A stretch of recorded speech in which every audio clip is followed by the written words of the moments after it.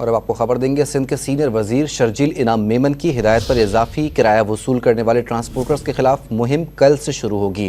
عید الاضحیٰ کے موقع پر اضافی کرایہ وصول کرنے والوں کے خلاف سخت کارروائی کا اعلان کیا گیا ہے۔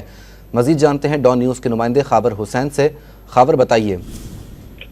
جی، سندھ کے سینئر وزیر شرجیل انعام میمن کی ہدایت پر اضافی کرایوں کے وصول کرنے والے ٹرانسپورٹرز کے خلاف مہم کل سے شروع ہوگی۔ عید الاضحیٰ کے موقع پر اضافی کرایہ وصول کرنے والوں کے خلاف کارروائیوں کے لیے محکمہ ٹرانسپورٹ کو ہدایت جاری کی گئی ہے۔ محکمہ ٹرانسپورٹ کی جانب سے آئی جی سندھ، تمام commissioners, D I Gs, D S Ps اور دیگر جو قانون نافذ کرنے والے ادارے ان کو احکامات دیے گئے، مراسلہ ارسال کیا گیا ہے۔